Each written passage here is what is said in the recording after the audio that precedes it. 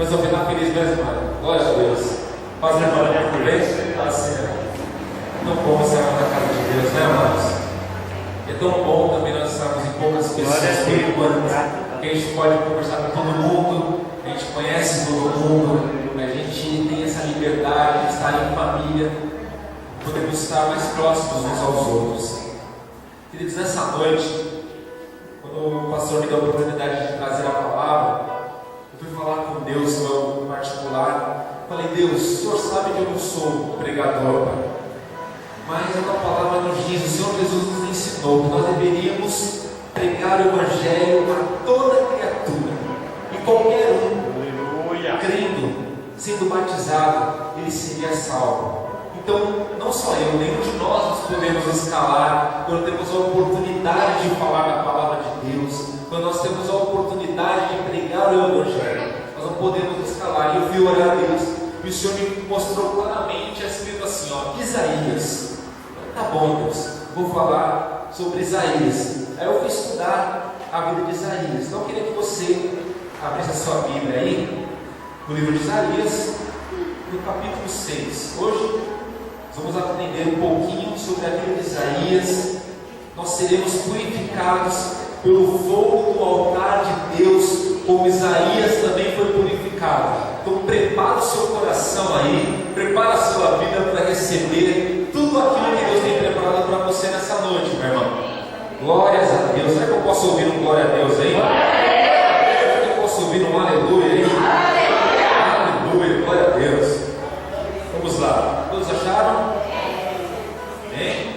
Glória a Deus. Já tem a tela aqui, ó. Já tem para passar na tela, tem real. Amém? Vamos lá. Capítulo 6, tem o capítulo todo, rapidinho para a gente. Até o versículo 8, amém? Vamos lá. No ano em que faleceu o rei Uzias, eu vi o Eterno sentado num trono alto e exaltado.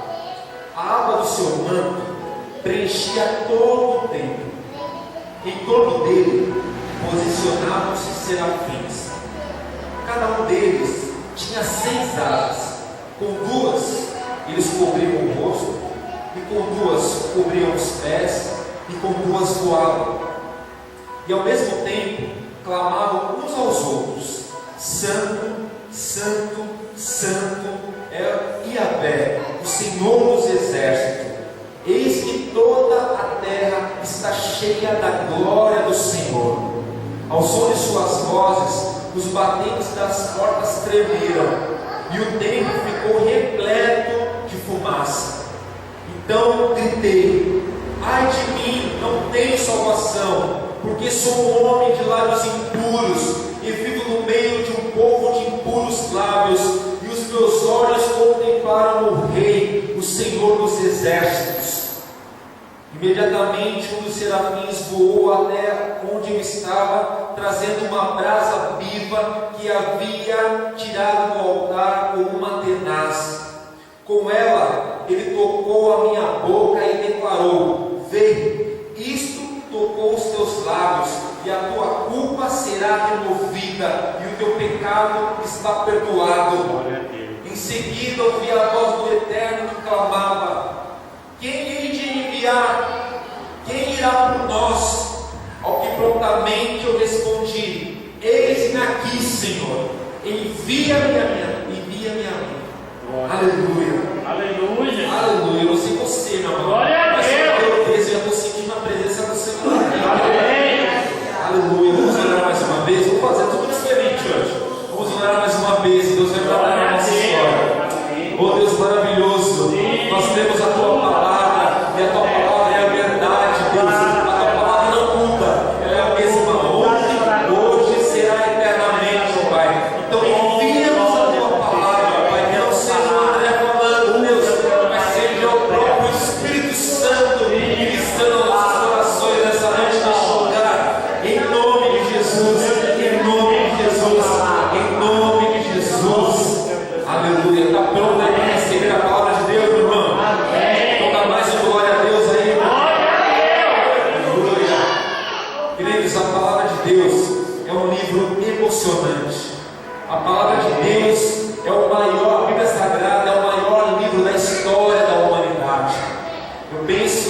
Eu vi um pregador dizer isso uma vez, que se Hollywood quisesse voltar aos grandes tempos, de grandes produções, e arrecadar muito dinheiro e estourar a bilheteria, eles tinham que começar a ler a Bíblia, porque a Bíblia está cheia de histórias profundas e impactantes. Na Bíblia você encontra ação, na Bíblia você encontra drama, na Bíblia você encontra guerra, você encontra de tudo na Bíblia Sagrada. É um livro emocionante. E há aproximadamente 2000 a.C., Deus chama um homem chamado Abraão. Nós estamos estudando isso aqui às quintas-feiras, começando a estudar. Deus chama Abraão para fazer dele uma grande nação. Deus queria chamar um povo para si. Então ele chama Abraão e diz assim: Abraão, sai da tua terra, da tua parentela, e vai para uma terra que eu vou te mostrar. Então Abraão pega a sua esposa Sara e sai pelo mundo aí, esperando Deus falar com ele. Abraão chegou, vou contar um pouquinho da história de Israel para você. Abraão então chega à terra de Canaã, junto com a Sara e o seu sobrinho Ló, e eles ali fazem morada. Era a terra de Canaã. Ali Abraão gerou a Isaac, gerou a Ismael, Isaac gerou a Jacó, Jacó gerou a José. Todos conhecem a história de José no Egito. Ele foi vendido pelos seus irmãos e ele foi levado cativo, preso. Ele chega no Egito ali, passa por vários processos até se tornar governador do Egito, a segunda pessoa mais importante do Egito. Ali ele reencontra o seu pai depois de muitos anos. Passado um longo período de tempo, a gente encontra a história de Moisés ali, que era a nação de Israel vivia como escrava no Egito, e Deus não gosta mais daquela situação. Ele decide tirar o povo da situação de escravidão e levá-los de volta para a terra que ele tinha prometido para Abraão. E Moisés é a pessoa que Deus escolhe para fazer isso. Moisés vai lá, tira em torno de 3 milhões ou 5 milhões de pessoas. Ele tira dizendo assim: olha, Deus vai fazer a gente voltar para a terra prometida, então vocês me acompanham. Então cerca de 5 mil pessoas, contando homens e mulheres, não sei se conta exatamente 5 mil pessoas, mais ou menos isso, é mais ou menos isso, né? Cerca de 5 milhões de pessoas começam a seguir Moisés para a terra prometida. Só que esse processo demorou 40 anos. Esse povo demorou 40 anos para chegar na terra prometida. E se você ler na palavra de Deus, quanta coisa aconteceu no deserto. É que nem na minha e na sua vida.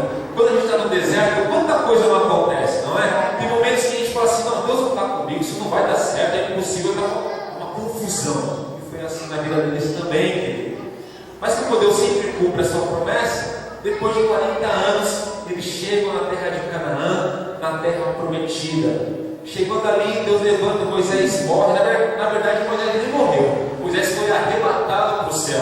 Eu imagino o pregador dizendo isso. Eu imagino Moisés subindo um monte para falar com Deus. Ele queria entrar na terra prometida, mas Deus disse assim: não, Moisés, eu tenho um lugar melhor para você. Vem para cá. Então Moisés não foi nem morto, nem sepultado. Ele foi levado direto para o céu. Mas ele tinha um sucessor. O sucessor chamava-se Josué. Josué então entrou pela terra prometida. E Deus, foi o que nós vemos no começo desse texto. Deus disse assim: olha, Moisés morreu, então eu escolhi você. Seja forte, esteja firme, seja corajoso, porque você vai fazer o meu povo entrar na minha promessa. Então o povo de Israel entrou na terra prometida, querido. E Josué teve várias guerras. Ele venceu cerca de 30 e poucos povos que habitavam ali. Mas o Senhor queria que o povo de Israel destruísse todo o povo que estava em Canaã, porque aquela terra pertencia a eles, mas o povo não obedeceu. É que nem na minha e na sua vida. Quantas vezes o Senhor diz para nós assim: olha, faz isso, eu quero você neste caminho, eu quero que você proceda assim, eu quero que você tenha um estilo de vida igual a esse aqui que está escrito na minha palavra. E a gente faz as coisas pela metade. Sabe o que aconteceu com o povo de Israel? O povo de Israel começou a se contaminar com os povos e o costume do povo que estava lá naquela terra. Então eles começaram a ser assolados, começaram a entrar em guerras. Mas antes eles venciam as guerras. Quando estavam em Deus, venciam as guerras. Começaram a se desviar, começaram a perder guerras. E Deus vê a situação desse povo. O Senhor começa a levantar juízes naquela terra, homens e mulheres que eram líderes espirituais e líderes políticos também. Não tinha governavam o povo. Nessa história você encontra ali Sansão, você encontra Débora e uma pessoa chamada Samuel, que eu tenho certeza que você conhece. Foi o homem que começou a ungir e a consagrar reis na terra de Israel. Primeiro ele consagrou Saul, depois ele consagrou a Davi como rei, ungiu a Davi como rei, e por último, depois na sequência veio Salomão, que era filho de Davi, que também foi um dos grandes reis de Israel. E agora a gente vai começar a entrar na parte que vai estar relacionada à mensagem dessa noite, querido. Depois da morte de Salomão, o povo de Israel se dividiu, a nação de Israel se dividiu entre reino do norte e reino do sul. E com essa divisão surgiram muitos reis que não eram segundo o coração de Deus. Até Salomão, uma parte da vida de Salomão, ele era também segundo o coração de Deus, fazia as coisas dentro da vontade de Deus. Foi ele que construiu o grande templo judeu, que todos conhecem na história. Parte da sua vida ele começa a se desviar dos caminhos do Senhor, adorando a falsos deuses, a outros deuses de outros povos. Só que isso é um pecado, amados, é como um vírus. O pecado às vezes entra por uma pessoa e ele espalha. E a gente vê depois da morte de Salomão que o pecado começou a infectar a vida dos reis que vieram depois de Salomão. Um deles que eu separei aqui para dizer para você foi o rei Jeroboão. Ele recebeu uma palavra de Deus, que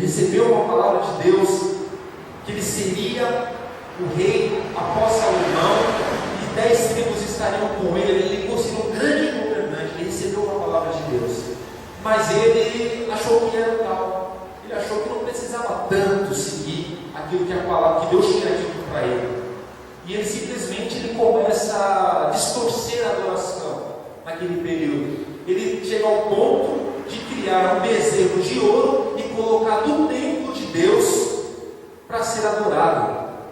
Já percebeu que a nossa vida também às vezes é assim? Nós temos uma palavra de Deus, nós somos pessoas de Deus, mas nós criamos ídolos na nossa vida pessoal. Às vezes ídolos na área sexual, às vezes são ídolos na área financeira, às vezes são ídolos, às vezes todo homem aqui, eu acho que todos nós aqui gostamos de futebol, mas tem gente que tem futebol como ídolo. Seja lá o que for, geram-se ídolos que recebem a adoração que é voltada para Deus, acaba sendo voltada para coisas nas nossas vidas. E com Jeroboão aconteceu isso, ele achou que ele podia mudar os planos de Deus, os princípios de Deus. Então ele construiu um bezerro de ouro no altar de Deus, na casa de Deus construiu um bezerro de ouro. Ele mudou o lugar de adoração que era determinado por Deus para ser em Jerusalém. Ele mudou o lugar, ele simplesmente mudou. Não, agora vocês vão adorar a Deus em Jerusalém, mas não, vocês vão adorar em Betel. Por quê? Porque eu quero, vai ser do meu jeito, é assim que eu quero, porque eu sou o grande rei de Israel, eu tenho uma promessa, então eu faço o que eu achar melhor. Ele mudou as festas e tal. O outro rei, na sequência, isso é a sequência histórica certinha. O outro rei foi Acabe. A Bíblia diz assim, até anotei aqui: como se for a coisa de só menos andar, como se for a coisa de só menos andar, ele dos pecados de Jeroboão, o filho de Nadab, tomou por mulher a Jezabel, filha de Et-Baal, rei dos Sidônios, e foi e serviu a Baal e o adorou. Aí a Bíblia fala assim, Acabe ultrapassou esse nível de maldade. Ele fez o mal aos olhos do Senhor mais do que todos os que foram antes dele, incluindo o Jeroboão que eu falei aqui. Então Acabe se casou com Jezabel e ele simplesmente abandonou a Deus completamente e foi adorar demônio, foi servir a Baal. E nós vemos, querido, que Deus foi crescendo tanto no povo de Israel que chegou uma hora que Deus se irritou de verdade. Deus ficou nervoso. E eu queria ler com você, lá em Isaías mesmo, querido, no capítulo 1, no versículo 11. Então, vamos abrir a Bíblia, vamos estudar um pouquinho a palavra de Deus. Eu sei que está um pouco diferente do que a gente está acostumado, mas eu queria estudar isso com você nessa noite. Isaías capítulo 1, a partir do versículo 11. Posso ler? Amém, queridos? Os irmãos estão aí? Glória a Deus. Aí fala assim: Deus condena o culto hipócrita, indado ao Senhor: que me importam os vossos inúmeros sacrifícios? Para que me trazeis tantos holocaustos? Eis que estou farto de sacrifícios queimados de carneiro, da gordura e do novilho cevado. Ora, não tenho nenhum prazer no sangue de novilhos, cordeiros e bodes. Quando vindes à minha presença, quem vos pediu que pisasse os meus atos? Está mostrando a indignação de Deus. Basta de trazer-vos oferendas sem sentido. Elas são para mim como um incenso abominável. Luas novas, sábados, celebrações. Não consigo suportar nenhuma de vossas reuniões e assembleias, todas sempre repletas de iniquidade. As vossas comemorações de lua nova e vossas festas fixas, eu as tenho detestado. Tornaram-se como um fardo repugnante para mim. Estou cansado de suportar tais atitudes. Eu podia ler tudo, mas eu vou ler só essa parte aqui, queridos. Ide, lavai-vos, purificai-vos, tirai da minha vista as vossas muitas e más obras, cessai imediatamente de praticar o mal, aprendei a fazer o bem, buscai o direito, corrigir o opressor. Você vê a indignação de Deus, falou o profeta Isaías. Tudo isso aqui Deus tinha mandado fazer, mas como aquele povo estava tão impuro, era tão displicente, tão pecador das coisas de Deus, Deus ficou cansado, Deus não quis mais. Deus se irritou, Deus falou: não quero mais isso, estou cansado. Aí Deus faz o seguinte: Deus levanta, Deus permite que o povo, que a nação de Israel seja invadida por um império assírio. E esse império assírio, eu dei uma estudada, ele era um império muito violento. Ele chegou ao ponto de ele matava crianças, homens, tudo por causa do pecado desses reis. Então você entender a mensagem? Eles foram, o pecado deles foi tão grande aos olhos de Deus que ele permitiu que a Síria invadisse, dominasse parte da sua terra, o reino do norte ali, dizimasse e tirasse o povo que era da terra prometida, da terra da promessa, por causa do pecado. Deus permitiu que eles fossem levados cativos para outros povos. E o que o Espírito Santo falou muito no meu coração, dizendo sobre isso ao meu povo, muitas vezes perde a bênção, perde momentos especiais na presença de Deus, porque deixa o pecado, o engano entrar na vida. E eu tomei essa palavra para mim, queridos. Nós não podemos deixar o pecado tomar conta de nós. Nós não podemos fazer aquilo que não agrada o coração de Deus. Nós precisamos andar de acordo com o que a palavra, os princípios de Deus nos ensina. Às vezes a gente vem para a igreja, falou de experiência própria, né? Eu sei que eu nasci um cristão, mas a gente nem sempre foi um cristão 100%. Então a gente é preciso tomar a decisão de querer ser crente de acordo com a Bíblia, de acordo com a palavra de Deus, viver de acordo com o que Deus manda viver. Enquanto o povo de Israel vivia de acordo com o que Deus queria, de acordo com a palavra de Deus, ele era um povo abençoado, um povo bem sucedido. Quando ele começou a se distanciar da palavra de Deus, viver da forma que queria, fazer só aquilo que queria, que tinha vontade, ele começou a cair. Eles não percebiam que estavam caindo, até o ponto que a desgraça chegou. Para o judeu ser arrancado da sua terra, não ter mais um lugar de adoração, era coisa muito grave, querido, era uma coisa muito difícil. Isso aconteceu com eles. Mas diga assim comigo: graças a Deus, eu tenho um Deus bom. O Deus de Israel é um Deus bom. O Deus de Israel é um Deus misericordioso. Aleluia. Então Israel foi invadido pela Síria. Aí Deus levantou um profeta. O profeta se chama Isaías. Pergunta para mim assim: André, quem era o profeta Isaías? Pergunta para mim. Mais uma vez, pergunta aí. Eu vou dizer para você, irmão. Eu vou ler aqui. Isaías nasceu em uma família influente da classe alta judaica. Ele teve fácil trânsito entre a realeza de Israel e chegou a ser conselheiro de Estado para assuntos internacionais do reino de Judá. Quem escreveu isso aqui, você não conheceu, legal? Teria nascido por volta de 750 560 e vivido pelo menos até 681 a.C., aproximadamente 40 anos. Ele começou o seu ministério em 740 a.C., que foi o texto que nós lemos no começo, a chamada de Deus na vida dele. É provável que ele tenha passado a maior parte da sua vida em Jerusalém, exercendo maior influência no reinado de Ezequias. Ele era casado, ele tinha 2 filhos, e sua morte, isso é interessante, sua morte se dá pelo filho de um amigo dele. Ele era amigo do rei Ezequias, e o filho dele, o rei Manassés, ficou bravo com ele um dia. Segundo a tradição judaica, ele foi colocado dentro de um tronco e cerrado ao meio, para você ver como os reis de Israel estavam, ao ponto de matar o profeta de Deus cerrado ao meio.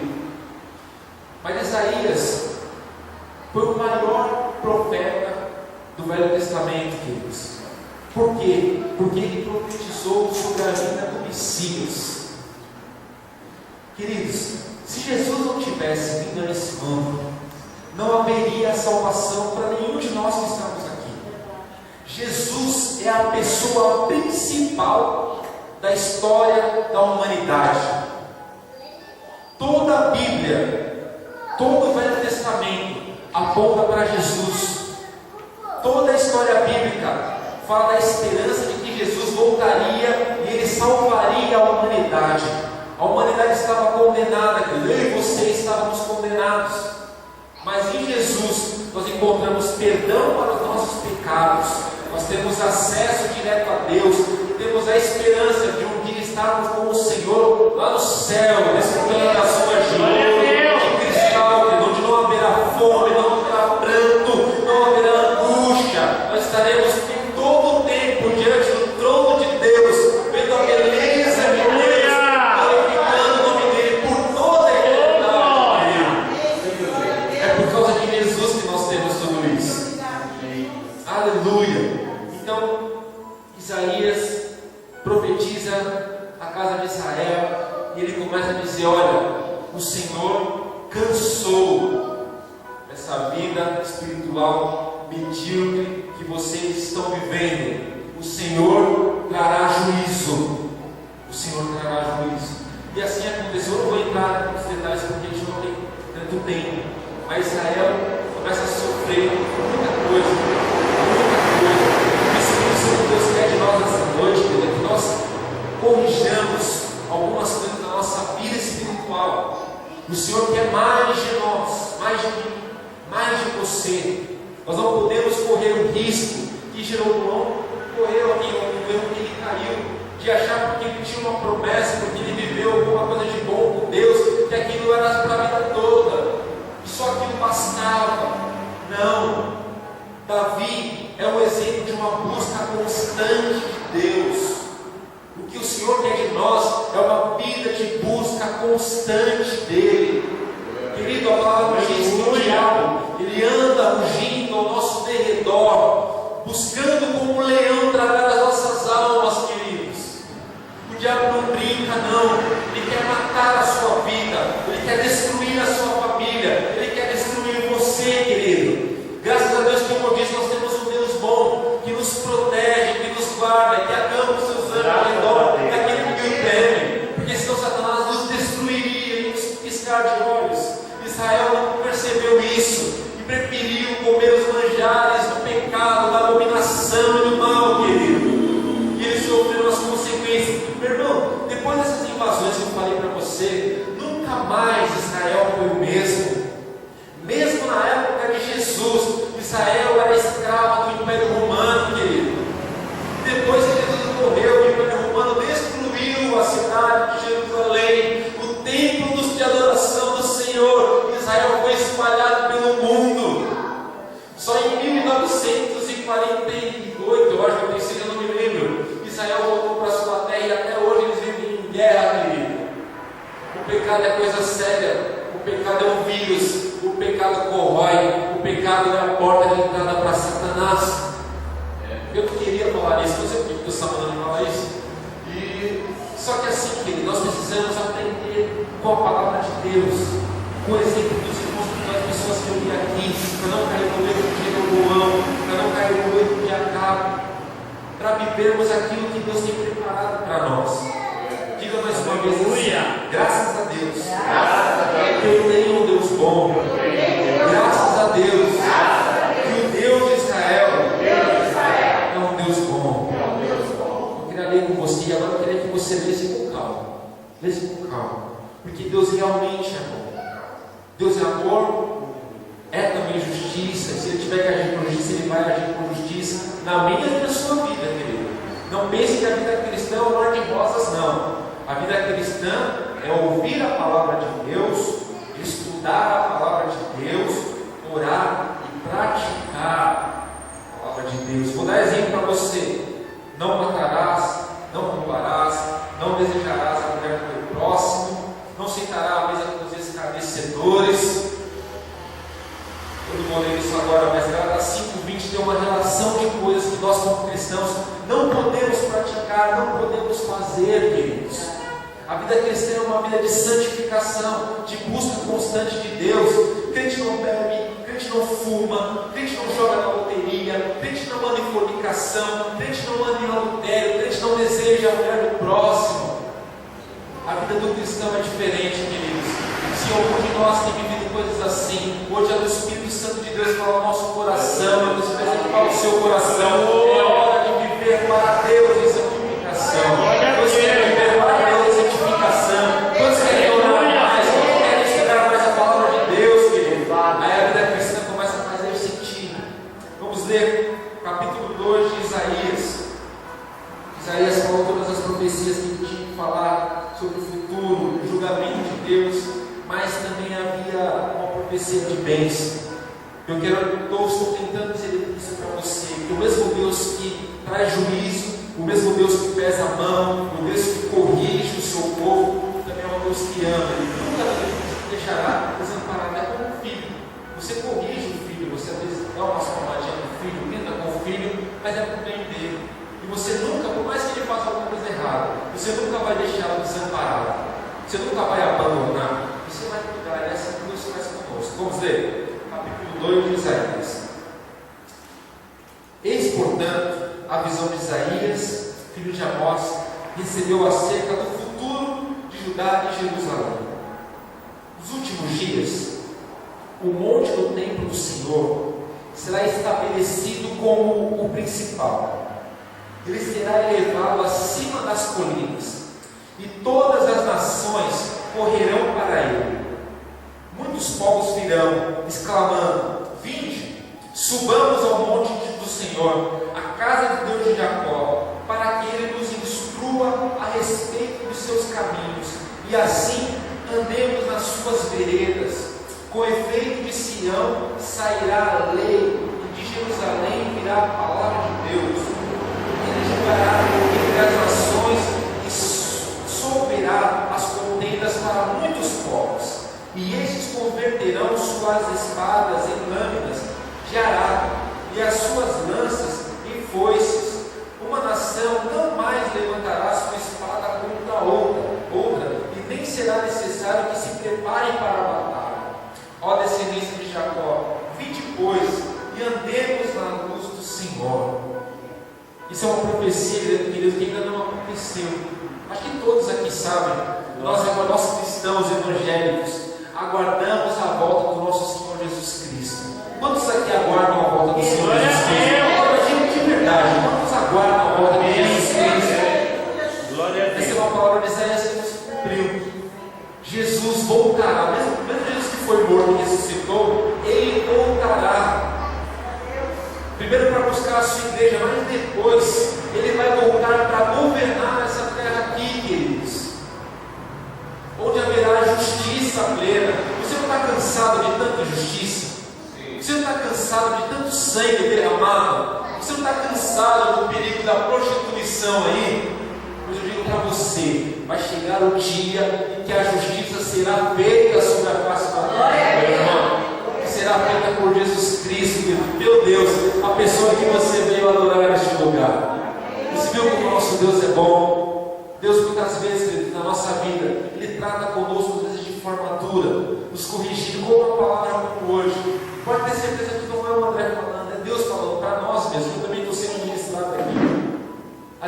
trata a gente de forma às vezes dura. Às vezes Deus começa a corrigir, forçar você a entrar pela porta. É para que você tenha acesso a esse futuro glorioso. Da mesma forma como Deus tratou com Israel. Ele julgou Israel, mas Ele também sarou as dores de Israel. Ele tem uma promessa para este povo, para nós também, queridos, de restauração. Deus nos enviou Jesus para que vivamos uma vida em abundância também. É só andarmos de acordo com o que a palavra de Deus nos orienta. Se nós praticarmos a palavra de Deus, abandonarmos todo tipo de pecado, porque não vai adiantar eu vir à igreja, me alegrar com cânticos, nós temos relacionamentos de amizade entre nós. Isso só não adianta, querido. O mais importante é viver a palavra de Deus. Aleluia. Eu preciso largar o pecado, eu preciso largar tudo aquilo que desagrada a Deus e praticar a palavra de Deus de forma prática, queridos. O Senhor começa a nos abençoar. Nós queremos viver uma vida de vitória, nós queremos viver uma vida de bênção, então praticando a palavra de Deus. Amém, queridos? Eu vou me adorar muito por causa do horário, mas eu queria que vocês se colocassem de pé neste momento para nós orarmos juntos, queridos. Vocês entenderam a palavra nessa noite? Glória a Deus falou com Deus. você nessa noite, irmão. Amém. Então diga algo para Deus nesse momento. Se você está com dificuldade na sua vida espiritual, querido, fale para Deus.